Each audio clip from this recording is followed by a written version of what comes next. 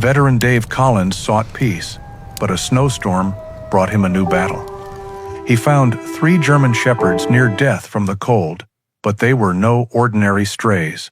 They bore old scars and cryptic tattooed symbols, proof of a brutal past. He hadn't just saved 3 lives, he'd unknowingly stolen prized assets from very dangerous men. Now the storm is over, but a deadly hunt has just begun. Please support us by subscribing.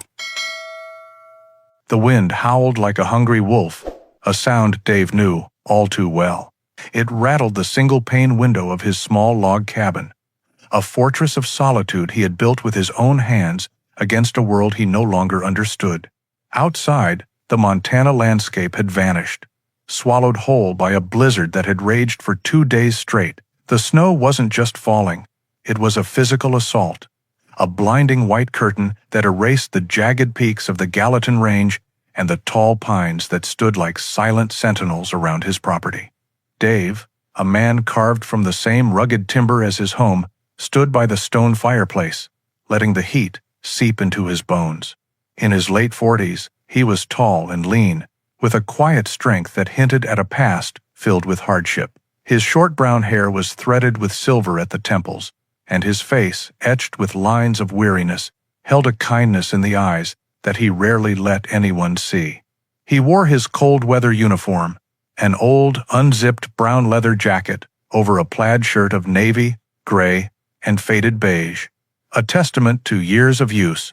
His blue jeans were worn thin at the knees, and his sturdy work boots were caked with mud and snow. This isolation in Grizzly Creek was a deliberate choice. After 2 tours and 15 years in the Army, the noise of civilization had become unbearable. The ghosts of faraway deserts and fallen comrades were quieter here, their whispers often lost in the rustle of aspen leaves or the rush of the creek in the spring.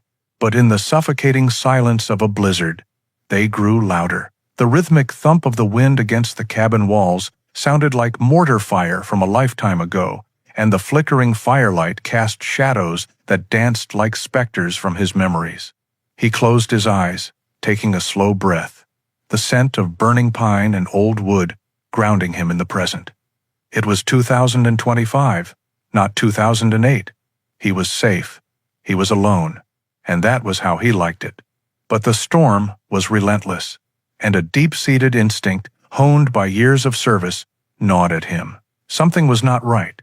It was a feeling more than a thought, a subtle shift in the rhythm of the gale. He needed to check the generator and the woodpile. Pulling on a thick woolen hat and heavy gloves, Dave braced himself and pushed the heavy cabin door open. The wind hit him like a physical blow, stealing his breath and driving icy needles into any exposed skin.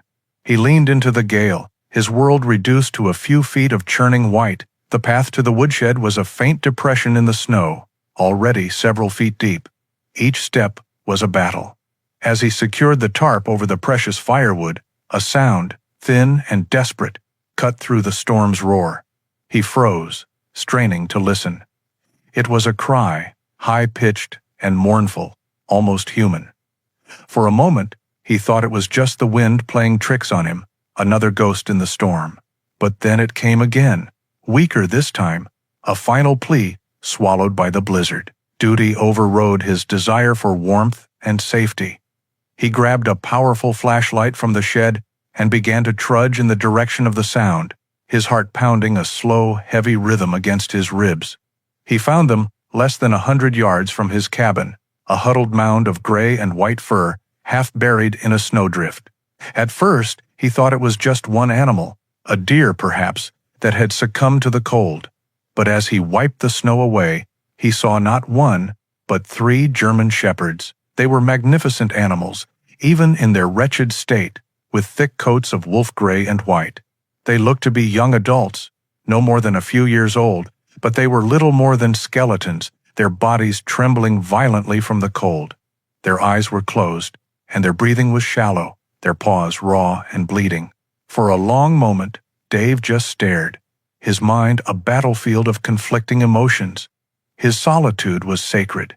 Bringing them in would shatter it. They were a complication, a responsibility he did not want.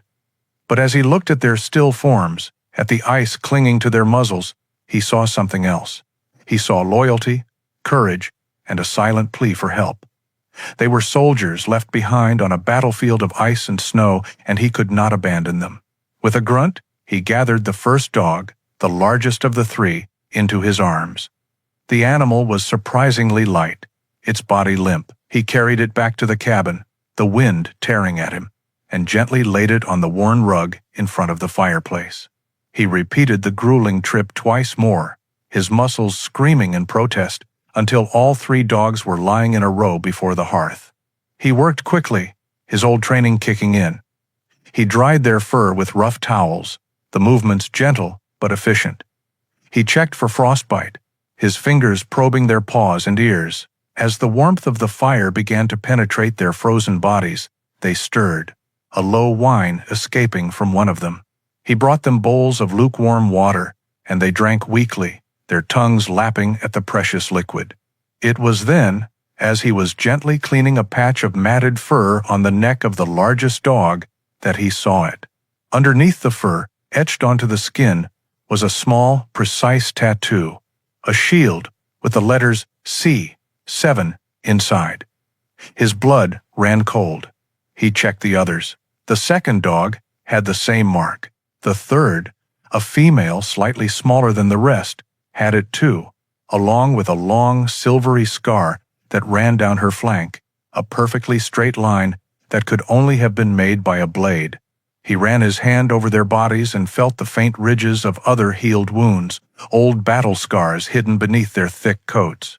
These were not stray dogs. The tattoos, the scars, the disciplined way they endured his touch, even in their weakened state. It all pointed to one undeniable conclusion. They had been trained, professionally. They were soldiers, just like him. And just like him, they had been discarded, left for dead, when their usefulness was over. The storm outside raged on, but inside the cabin, a new, more dangerous storm was just beginning to gather. The storm broke on the fourth day. Sunlight, pale and thin, finally pierced the gray veil, spilling across a world remade in white. Inside the cabin, a fragile peace had settled. The three German shepherds, once near death, were now on the road to recovery. The transformation was remarkable. With food in their bellies and the constant warmth of the fire, their coats regained some of their luster, and their eyes, once dull with exhaustion, now held a bright, unnerving intelligence. Dave had given them names that suited their silent, watchful natures. The largest male, the clear leader of the trio, he called Ghost. His movements were fluid and economical, and he carried himself with a quiet authority that the others instinctively respected. The second male, slightly leaner and always at Ghost's flank, was Shadow. He was the observer, his dark, intelligent eyes missing nothing, his presence so subtle he could seem to melt into the background. The female, the one with the long, straight scar, was Echo. She was the most alert, her ears constantly swiveling to catch the faintest sound, her posture a perfect picture of coiled readiness. In the days that followed the storm, Dave watched them, fascinated and deeply unsettled. They were not like any dogs he had ever known. They moved together with a coordinated grace that spoke of relentless training. When he let them outside into the deep snow, they didn't bound or play randomly. They moved tactically, clearing the area around the cabin in a sweeping, circular pattern, always aware of each other's position. They responded not to spoken words, but to his posture, the slight tilt of his head, a gesture of his hand. It was a silent language he knew well, the language of soldiers in the field. The certainty of his initial assessment hardened into cold fact. These were military working dogs. His quiet, solitary life had been irrevocably breached. The cabin, once a silent refuge, now hummed with the quiet energy of three powerful animals. His supplies, meant to last him another month, were dwindling at an alarming rate. The dogs ate voraciously, their lean bodies demanding fuel to heal. The time had come to break his self-imposed exile and make the trip into Grizzly Creek. He loaded the three of them into the covered bed of his old, rust-flecked pickup truck. They leaped in without hesitation and settled down immediately, as if they had done it 100 times before. The 20-mile drive into town was slow, the road still slick with packed ice. Grizzly Creek was a small town, nestled in a mountain valley, a collection of wooden storefronts that looked like they hadn't changed much since 1950. It was the kind of place where everyone knew everyone's business. And Dave, the reclusive veteran who lived up on the ridge, was a subject of quiet curiosity. His arrival did not go unnoticed. As he pulled up in front of the general store, heads turned.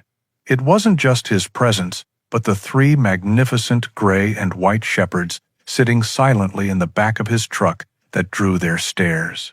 He ignored the looks, his focus on the task at hand: dog food, flour, coffee, and a few other essentials. He had just finished loading his purchases when a shadow fell over him. "Dave, haven't seen you in a while." Dave straightened up slowly and turned. Sheriff Brody stood there, his hand resting casually on his belt. Brody was a man in his 50s, with a stocky build that was starting to go soft around the middle. His uniform was crisp, his mustache neatly trimmed, and his face held a look of bland authority. But his eyes, small and dark, were sharp and missed nothing. "Sheriff," Dave acknowledged, with a curt nod. "Heard the storm hit you folks up the mountain pretty hard," Brody said, his voice smooth. "Glad to see you made it through all right." He gestured with his chin toward the truck. "Quite the welcoming committee you've got there. New additions?" "You could say that," Dave said, his tone giving nothing away.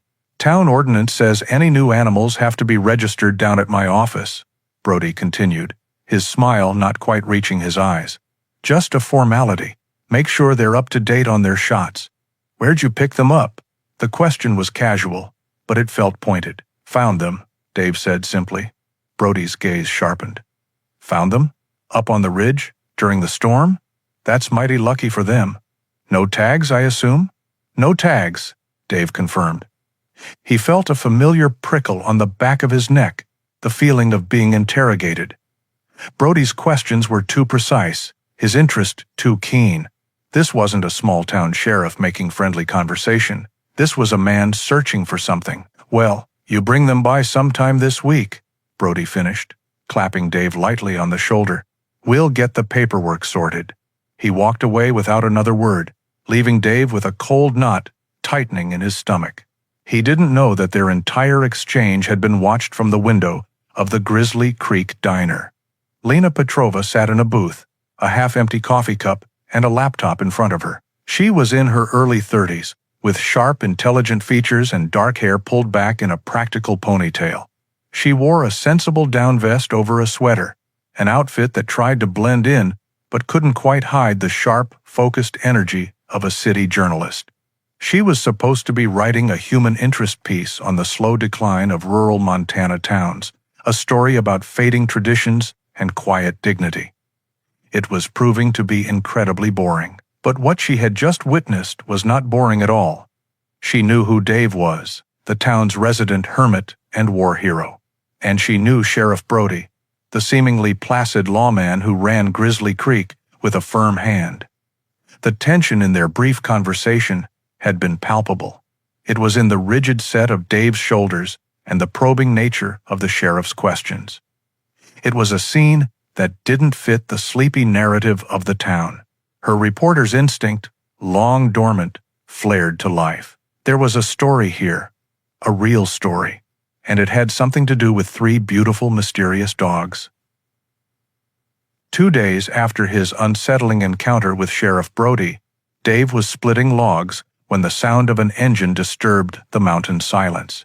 It was a low, determined rumble, a sound that did not belong in his world. He lowered the axe and stood perfectly still, his body tense. Ghost, Shadow, and Echo, who had been lying in a patch of weak afternoon sun, were instantly on their feet. They didn't bark or growl. They simply stood, a formidable line of gray and white, their bodies radiating a calm, lethal readiness as they watched the narrow, winding track that served as his driveway. A small, dark green SUV, its tires caked with mud and snow, carefully navigated the final turn, and came to a stop, a respectful distance from the cabin. The engine cut out, and the sudden silence felt heavy. A woman got out. It was the journalist from the diner. Dave recognized her immediately. She had the same sharp, focused look, the same practical ponytail, and she wore the same down vest, though now it was zipped against the chill. She stood by her car for a moment, her gaze taking in the rustic cabin, the towering pines, and the 3 silent dogs that stood between her and the front door. She did not seem intimidated, only observant. "Can I help you?" Dave's voice was flat, carrying easily in the crisp air. It was not a question, but a dismissal. "Mr. Collins?" she called back, her voice clear and steady. "My name is Lena Petrova. I'm a journalist.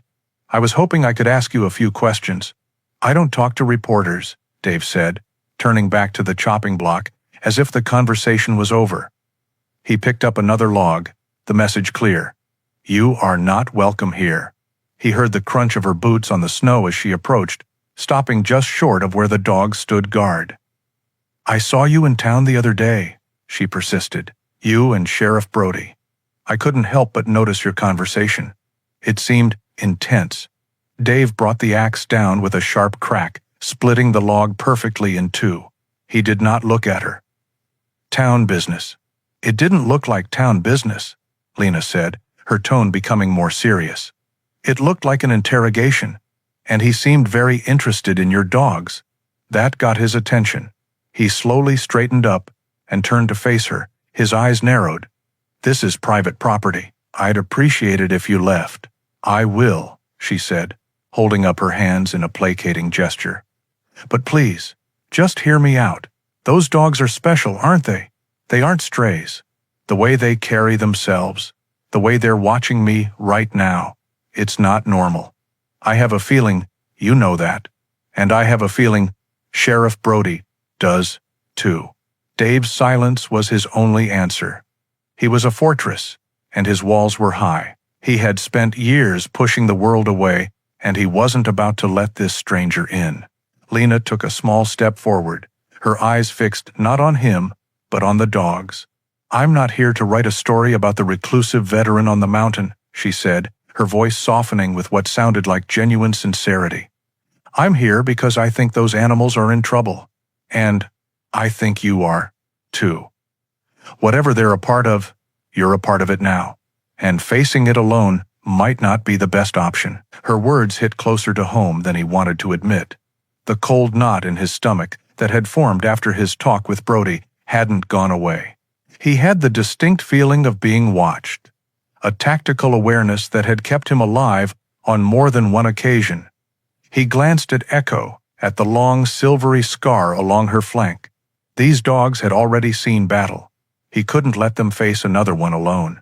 With a deep, weary sigh, he rested the axe against the chopping block. "What do you want?" "The truth," Lena said simply. "I want to know where they came from. I'm good at finding things out, Mr. Collins. It's what I do. I can look into records, make calls, connect dots that aren't meant to be connected. You have instincts and information about them that I don't. I have skills and resources you don't.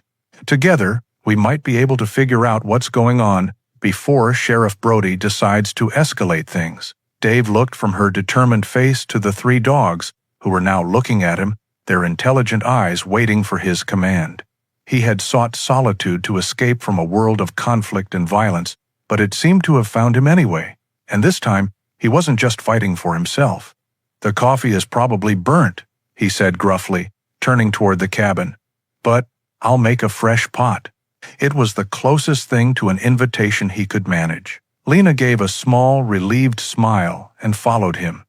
As he opened the door, Ghost, Shadow, and Echo filed in silently behind him, parting to let her pass, their eyes never leaving her. The fortress had been breached. An unlikely alliance had just been formed. The scent of brewing coffee and the low hum of a laptop filled the small cabin, creating a strange domesticity that felt foreign to Dave. 2 days had passed since Lena Petrova had breached his solitude, and a tense but functional routine had emerged. She worked at his small wooden table, her laptop and a satellite modem transforming a corner of his refuge into an investigation hub. He went about his chores, the rhythmic thump of his axe and the silent presence of the dogs, a constant backdrop to her furious typing. "I need to get a clear shot of those tattoos," Lena said, looking up from her screen. "The one on Ghost's ear and the one on Shadow's shoulder.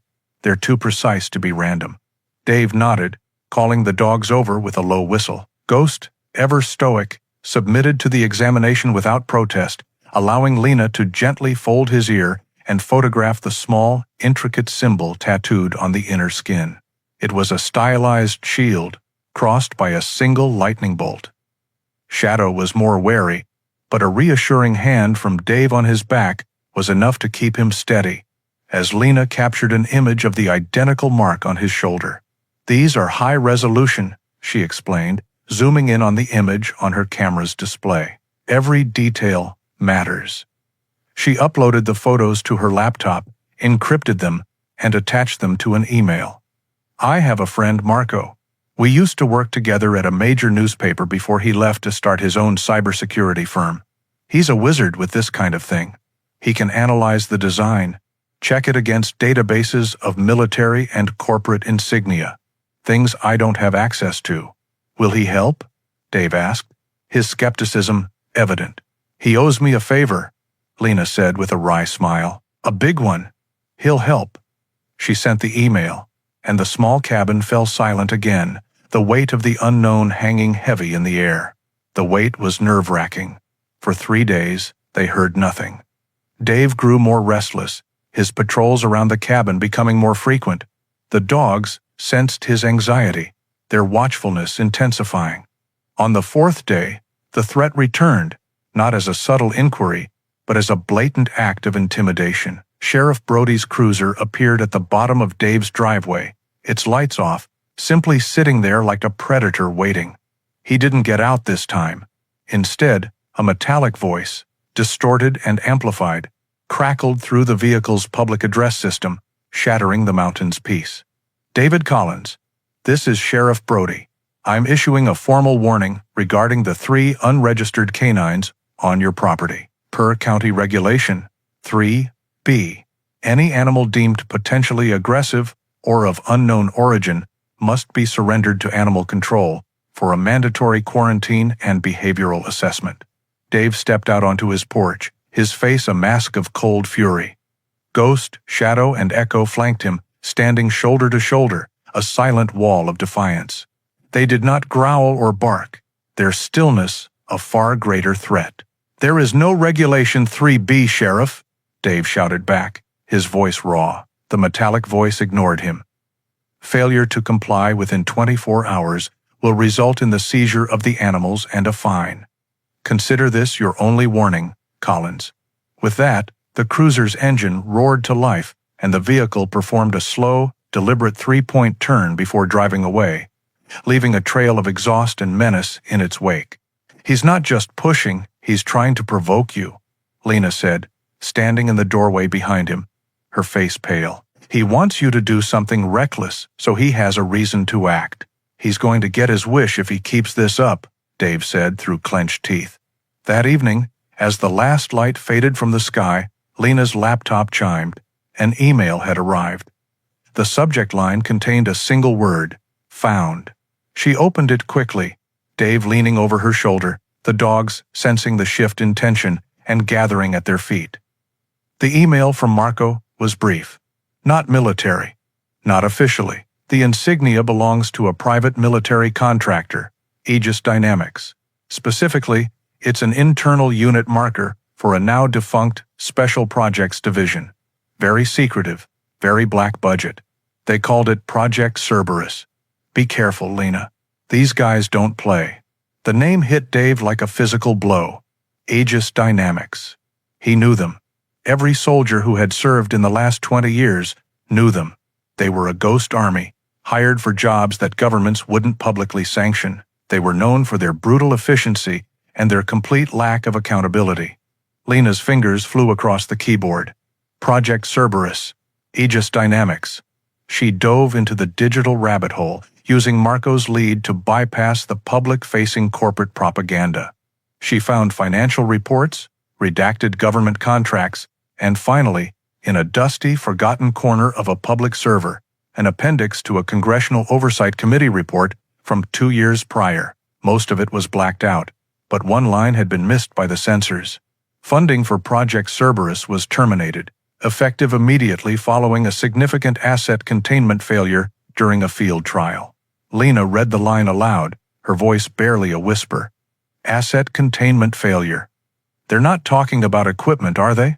Dave looked down at the 3 magnificent animals sitting at his feet, at Ghost's quiet strength, Shadow's watchful intelligence, and Echo's alert loyalty.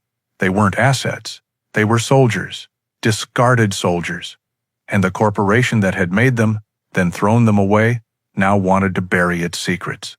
The small-town harassment from Sheriff Brody suddenly felt like the tremor before an earthquake. The real enemy had a name, and it was Aegis Dynamics. The name Aegis Dynamics cast a long, cold shadow over the following days.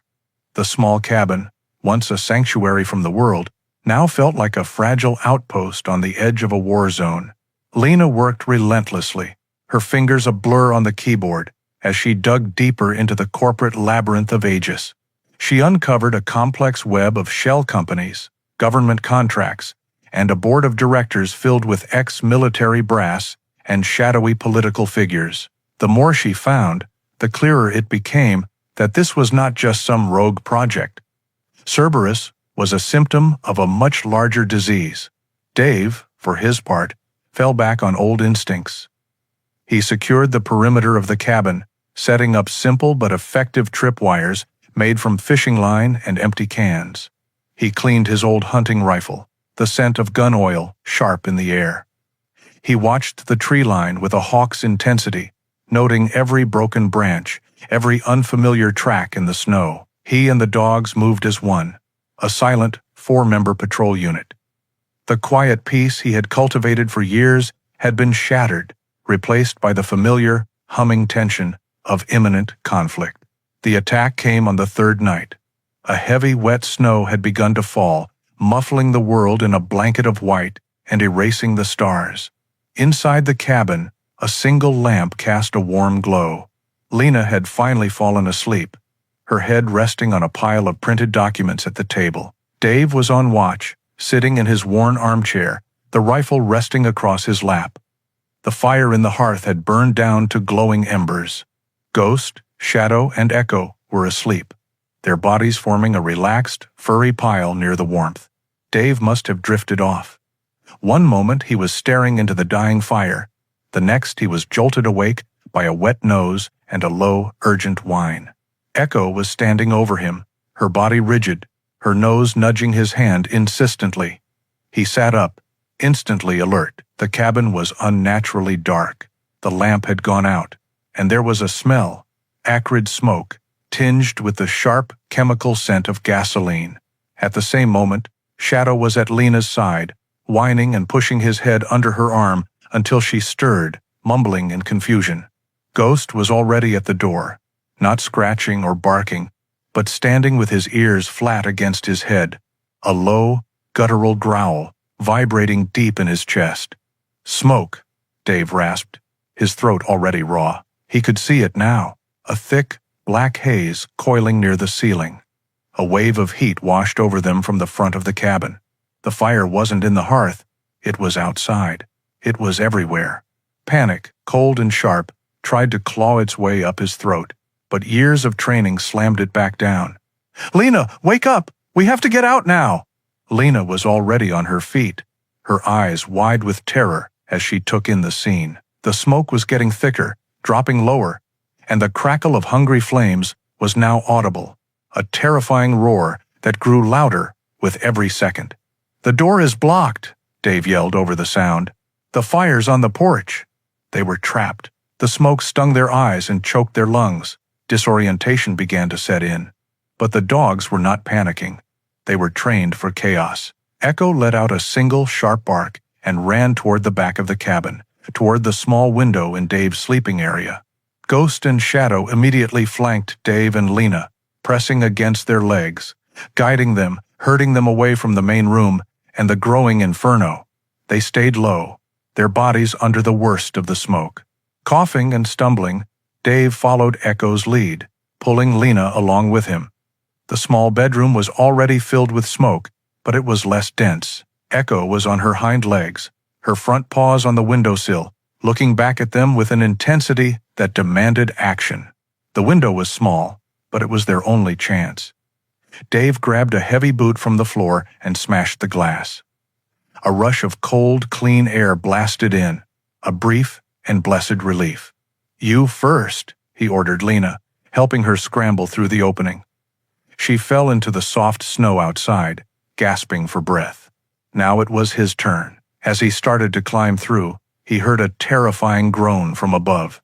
A section of the roof, heavy with snow and weakened by the fire, was beginning to give way.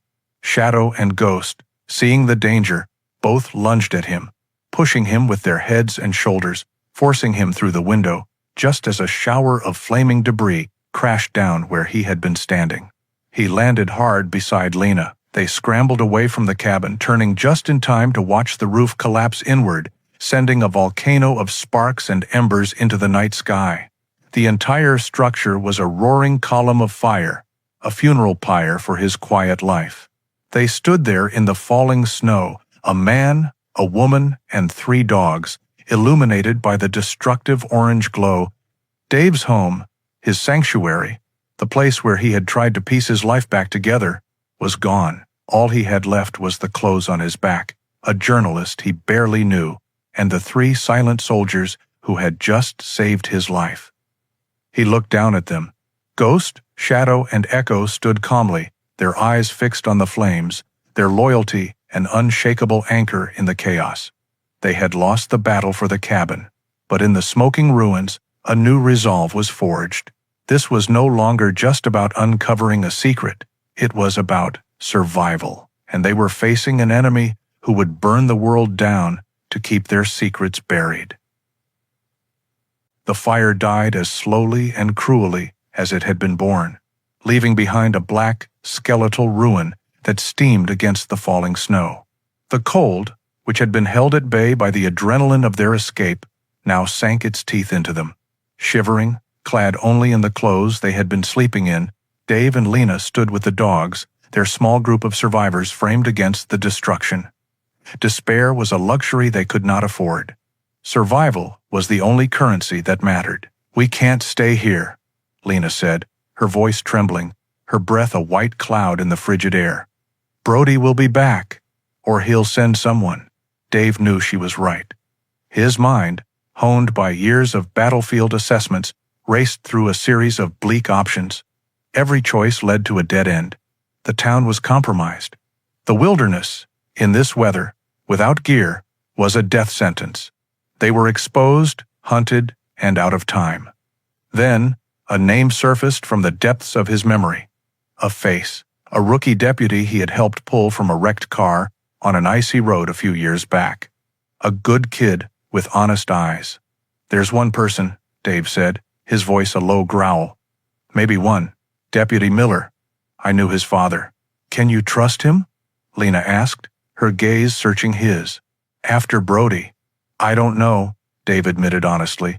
"But right now, maybe is the best I've got." He took Lena's satellite phone, the only piece of technology to survive the fire besides the clothes on their backs. He dialed the number for the sheriff's department from memory, his fingers clumsy with cold. When the dispatcher answered, he kept his voice low and even. "I need to speak with Deputy Miller. It's an urgent personal matter. Tell him it's Collins." The wait was agonizing.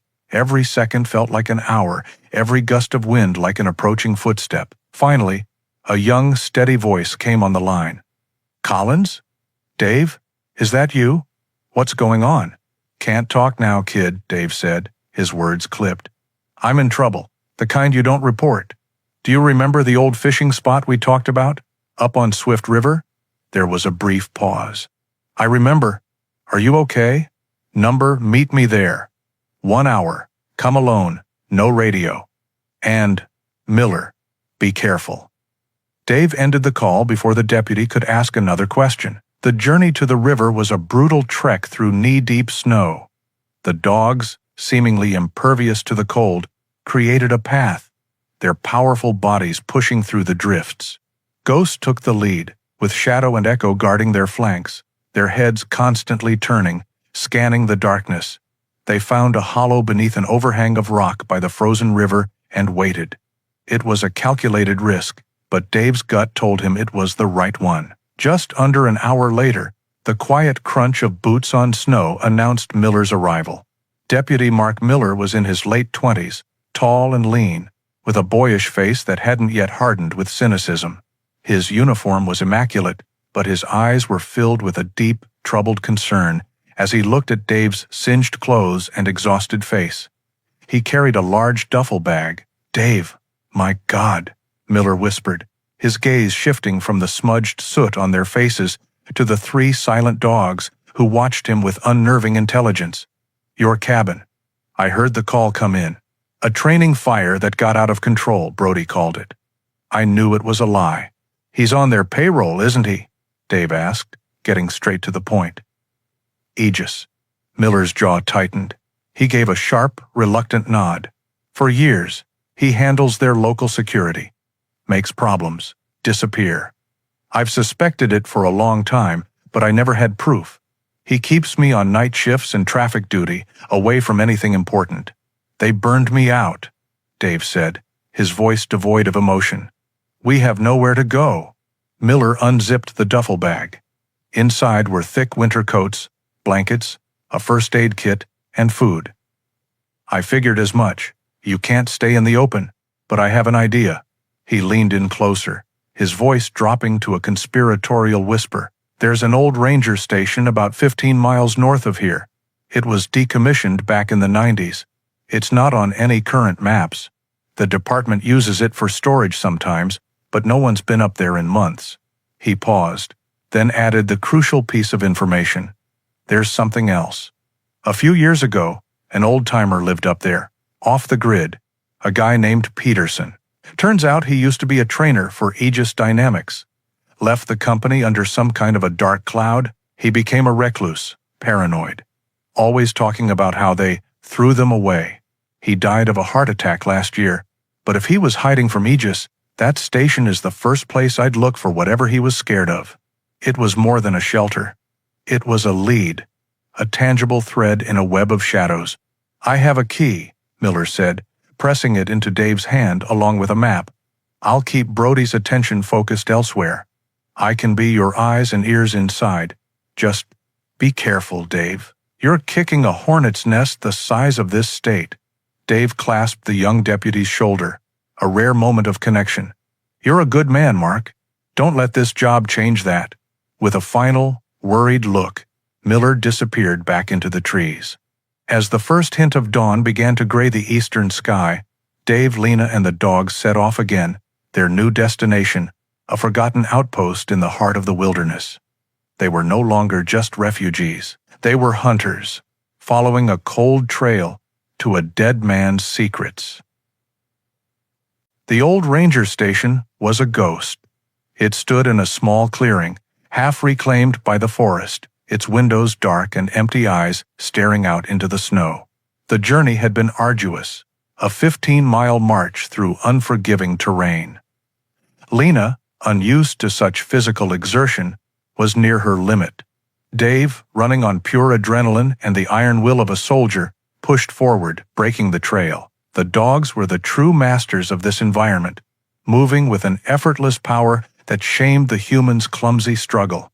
The key Miller had given them turned in the frozen lock with a reluctant screech.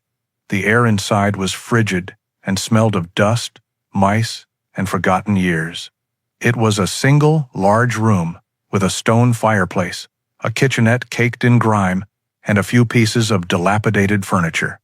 It was bleak, but it was shelter. It was defensible. "First things first," Dave said, his voice echoing in the cold space. "We need a fire. Then we secure the area." While Lena, exhausted, huddled under a blanket Miller had provided, Dave and the dogs went to work. He found a stack of dry firewood in a covered lean-to, and soon a small, hesitant fire was crackling in the hearth, pushing back the oppressive cold. The dogs, meanwhile, performed a systematic sweep of the clearing, their movements a familiar, reassuring ballet of tactical awareness. They established a perimeter, their presence turning the abandoned station into a temporary fortress. They spent the next day making the place habitable. Dave patched a broken window pane with a piece of plywood he found in a shed. Lena, having recovered some of her strength, tackled the grime inside, scrubbing surfaces and sweeping away layers of dust. It was mindless physical work that kept their thoughts from dwelling on the smoldering ruins of Dave's cabin and the faceless enemy that hunted them. It was on the second afternoon that Echo found something. Dave and Lena were sharing a meager meal of canned beans when they noticed the female shepherd was not with the others. Ghost and Shadow were resting by the fire, but Echo was in the far corner of the room, near an old, scarred wooden desk. She was acting strangely, whining softly, her nose pressed to the floorboards. She began to scratch at the wood, not frantically, but with a focused, deliberate intensity. "What is it, girl?" Dave asked, walking over to her. Echo looked up at him, whined again, and then nudged a specific floorboard with her nose. It looked no different from the others, but her insistence was undeniable. She had found a scent, something the human nose could never detect, a lingering trace of something hidden. "She's onto something," Lena said, joining them. "Her sense of smell must be incredible." Dave knelt, running his fingers along the edges of the board Echo had indicated. He found no seam, no handle. He pulled out his multi-tool and used the prying attachment to work at the edge. The old wood groaned in protest, but then, with a final splintering crack, a section of the board lifted.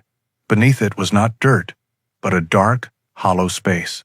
A secret compartment. Reaching inside, Dave's fingers brushed against the cold, smooth surface of metal. He pulled it out. It was a military-style footlocker, small and dented, but sealed tight. A shared electric silence filled the room. They carried the box over to the firelight. It wasn't locked. With trembling hands, Dave lifted the latches and opened the lid. The contents were a time capsule of a man's fear and guilt.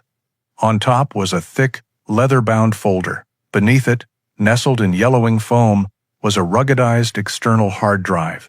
Lena reached for the folder first.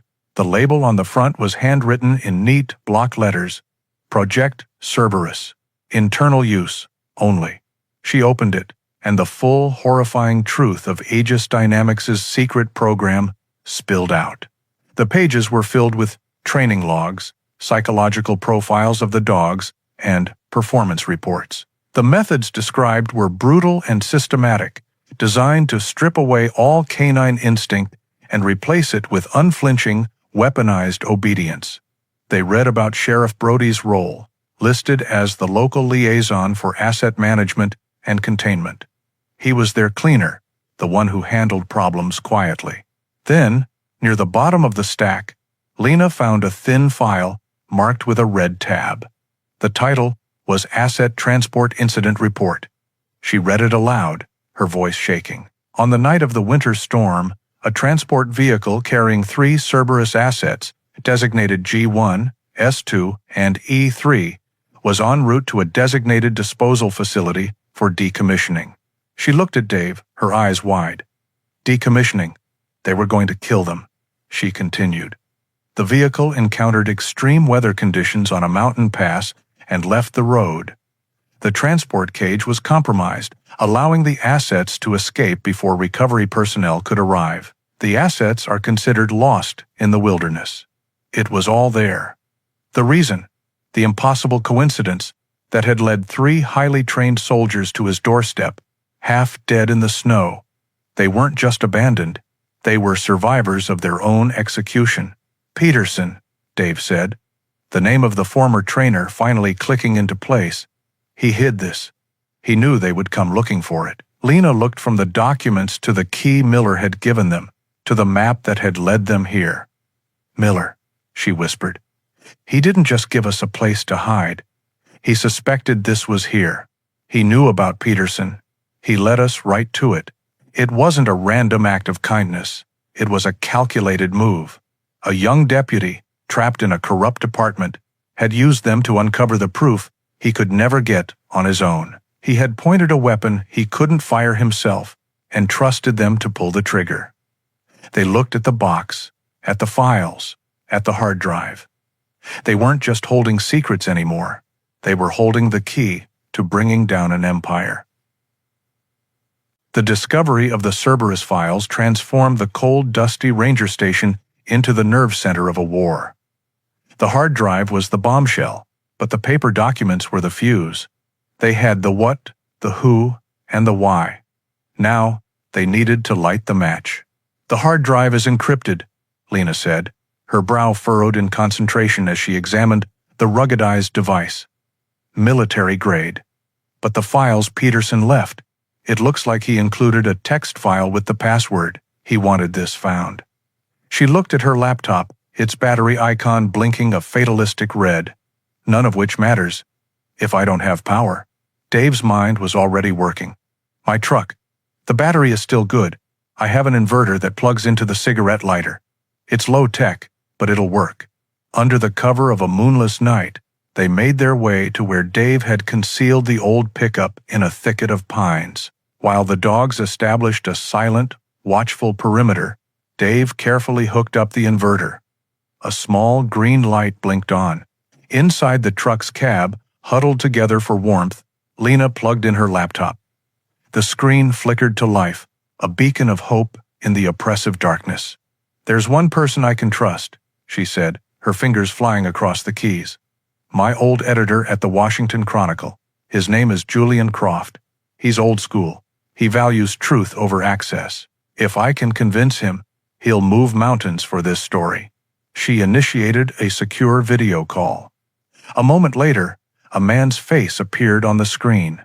Julian Croft was in his late 50s, with tired, intelligent eyes, a fringe of gray hair, and the perpetually skeptical expression of a man who had seen it all.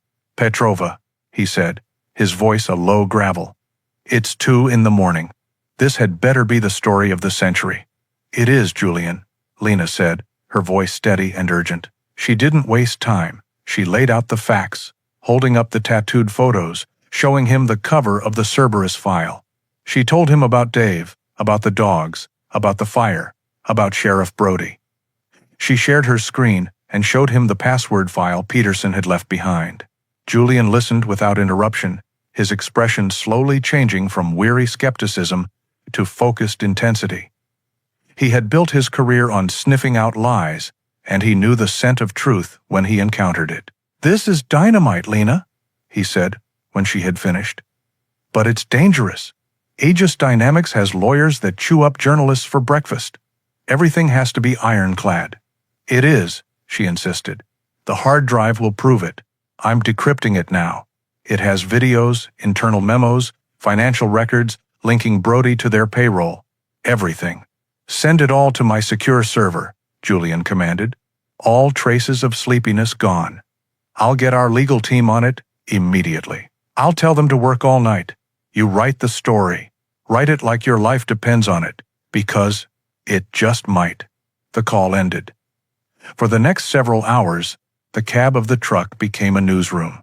Lena wrote with a ferocity she hadn't felt in years, fueled by coffee from a thermos and the sheer gravity of their discovery. She wove a narrative of corporate greed, government overreach, and the silent suffering of the animals caught in the middle. Dave sat in the passenger seat, his rifle across his lap, his eyes scanning the dark woods. Ghost, Shadow, and Echo lay in the snow outside, their heads up, ears swiveling, a living security system. By dawn, it was done. A 10,000-word exposé, complete with scanned documents, photos, and links to the decrypted video files. She hit send. The story, titled "The Ghosts of Project Cerberus," went live on the Washington Chronicle's website at noon that day. Julian had put the full weight of the paper behind it, placing it on the front page, above the fold. The impact was immediate and explosive. It didn't just make a splash, it was a digital tsunami. The article was shared hundreds of thousands of times within the first hour. The hashtag Project Cerberus began trending nationally. The video clips Lena had uploaded, showing the brutal training methods, went viral, sparking a firestorm of public outrage. Animal rights organizations, veterans groups, and civil liberties advocates all issued furious statements. By mid-afternoon, every major news network was leading with the story. The governor of Montana, who had previously accepted large campaign donations from Aegis Dynamics CEO, was cornered by a mob of reporters. He stammered his way through a promise of a full, swift, and transparent investigation. Aegis Dynamics was caught completely off guard. Their first response was a hastily written press release that reeked of panic. They categorically denied all allegations, dismissing them as a baseless smear campaign orchestrated by a disgruntled former employee and calling the evidence fabricated. But the dam had broken. The evidence was too overwhelming, the public anger too visceral. Back in the cold, silent ranger station, Lena refreshed the page on her phone, which was now getting a weak signal. They watched the story they had unleashed tear across the world. They were no longer hiding. They were at the center of the storm. The storm they had unleashed online was followed by an eerie, tense silence. For a full day, Dave, Lena, and the dogs remained at the ranger station, a temporary island in the middle of a hurricane they could only observe from a distance. Lena's phone buzzed incessantly with calls and texts from news outlets around the world, all of which she ignored. Their next move had to be precise. The call came from Miller on the second day. "They're trying to get ahead of it," he said, his voice low and rushed. "Brody just announced an emergency town hall meeting. Tonight. At the community center. He and some lawyers from Aegis are going to address the baseless allegations and reassure the public. It's a sham, Dave. They're going to try and paint you as a crazy, disgruntled vet, and Lena as a fame-hungry reporter. Let them," Dave said calmly, a cold resolve in his voice. "We'll be there." "Good," Miller replied. "That's what I was hoping you'd say. The world is watching Grizzly Creek right now. This is your stage. I've also, made a call to a friend of my father's. I can't promise anything, but if things go sideways, we might not be alone." That evening, the Grizzly Creek Community Center, a simple log building that usually hosted potlucks and bingo nights, was the center of the universe. It was packed to the rafters, a tense mix of lifelong residents with worried faces, outraged animal lovers who had driven in from neighboring states, and a swarm of national media, their cameras and microphones creating a forest of technology. On the stage, Sheriff Brody stood at a podium, looking uncomfortable in his dress uniform.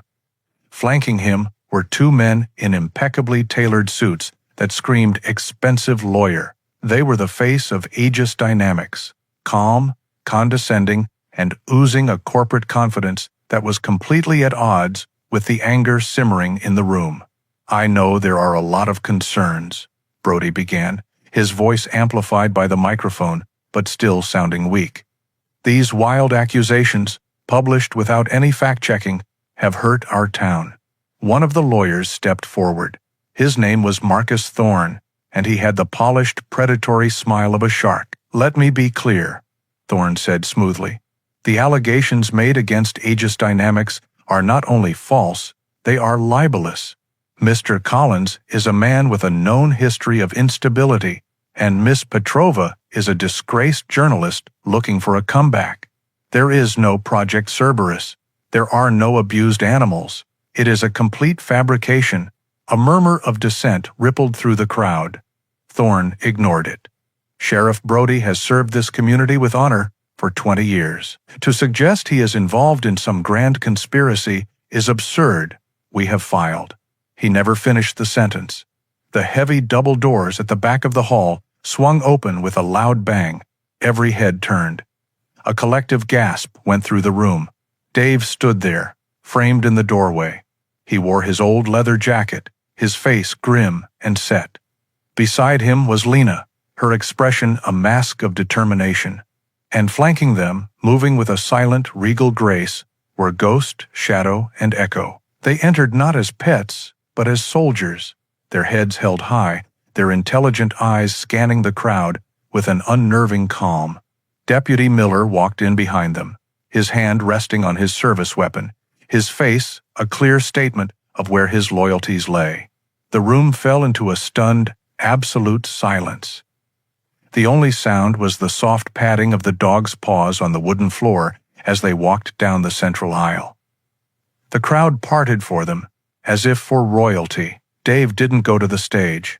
He stopped in the middle of the aisle, turning to face the community. He didn't need a microphone. When he spoke, his voice was not loud, but it carried with a commander's authority to every corner of the room. "My name is Dave Collins," he began. "I served this country for 22 years. I came here looking for peace. I found these dogs half dead in the snow. I didn't know where they came from, only that they were hurt and needed help." He told them everything. He spoke of the tattoos, the threats from Brody, the fire that had destroyed his home and nearly taken his life. His words were simple, direct, and devastatingly honest. Thorne, the lawyer, seeing his narrative collapsing, tried to interrupt.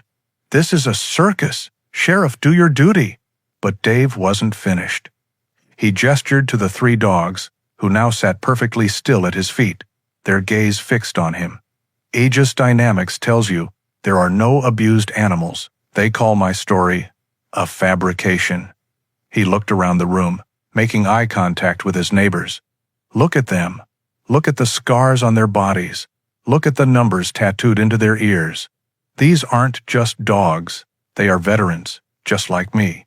They served a cause they were trained for, and when they were no longer useful, they were marked for death and thrown away like trash." A woman in the front row began to cry. The anger in the room had transformed into a raw, shared emotion. Brody, his face purple with rage and panic, finally snapped. "That's enough," he bellowed. "You are under arrest for inciting a riot. Miller, arrest this man."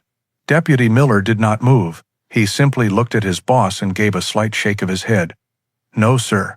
I don't believe I will." "You're fired!" Brody shrieked, his hand going instinctively toward his gun. "I'll do it myself." But before he could take a single step, the main doors burst open again. This time, it was a dozen figures in dark windbreakers with bold yellow letters on the back, FBI. They moved into the room with quiet, disciplined efficiency. At their head was a tall, stern-faced agent who held up a badge. "Sheriff Brody," the agent announced, her voice cutting through the pandemonium. "You are under arrest. So are you, Mr. Thorne, and you, Mr. Davies."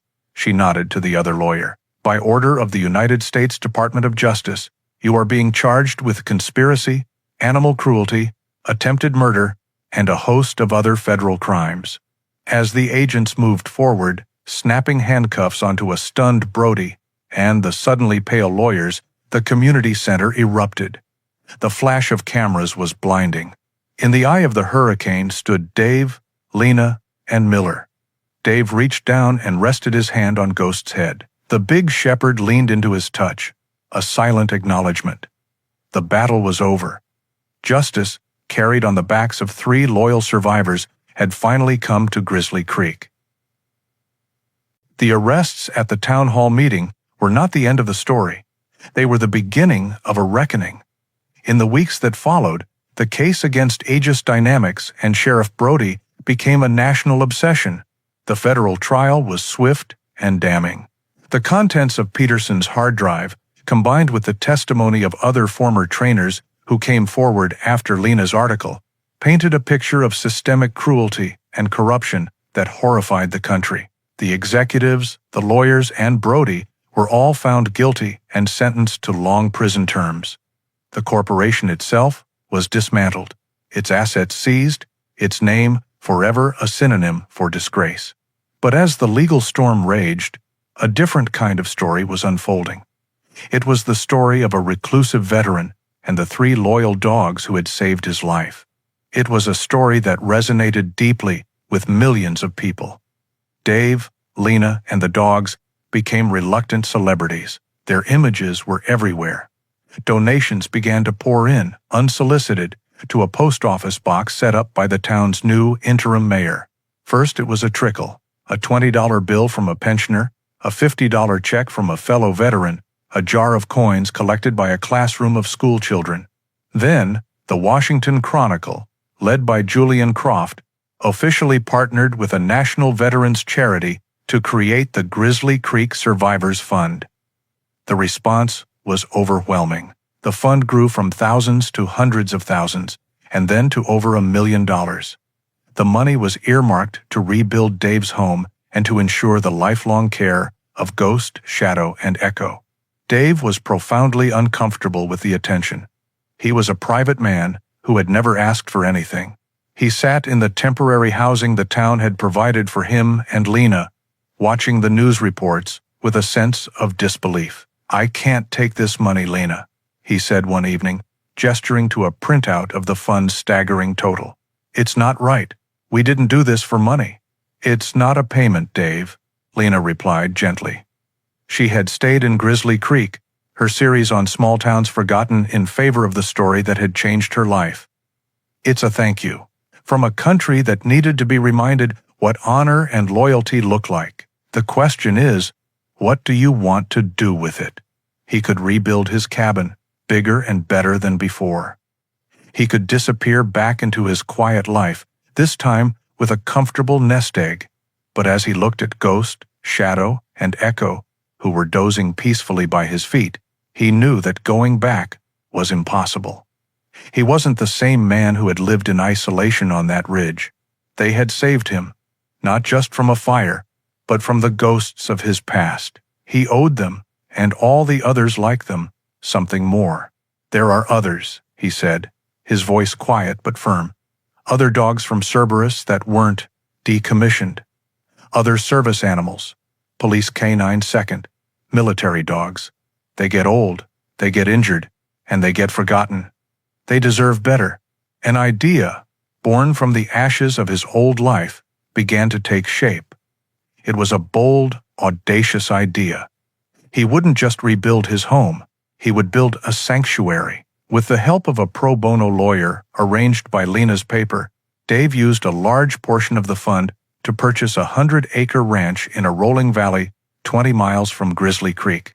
It was a beautiful piece of land, with a clear, running stream, wide-open pastures, and groves of aspen trees. They called it the Shepherd's Haven. The news of his plan reignited public interest, and this time, the support was not just financial. Volunteers came from all over the country. Local contractors donated their time and materials. A team of architects who had read the story designed the facility for free. Deputy Miller, now promoted to Chief of Police, organized off-duty officers to help with the construction on weekends. Over the next year, the haven rose from the Montana soil. It was not a kennel or a shelter.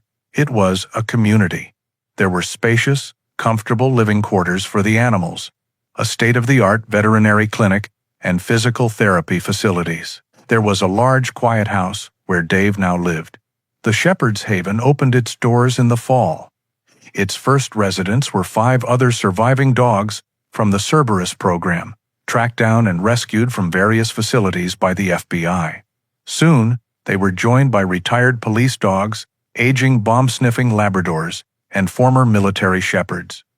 Each one came with a story, with scars both visible and invisible. Dave was no longer a hermit. He was a healer. He rose before the sun each day, his life now filled with purpose. He spent his hours working with the animals, understanding their trauma, and patiently helping them learn how to be dogs again. Lena was a permanent fixture, her laptop and camera now used to tell the stories of the Haven's residents, her articles inspiring similar sanctuaries to open up across the country. One crisp autumn evening, Dave stood on the porch of his new home, a cup of coffee steaming in his hands. The valley was bathed in the golden light of the setting sun. Below, he could see a dozen dogs playing in a large, fenced pasture. He saw a fellow veteran, a young man who had lost a leg in Afghanistan, throwing a ball for a retired German short-haired pointer. He saw Lena talking with a veterinarian near the clinic, a familiar weight pressed against his leg. He looked down.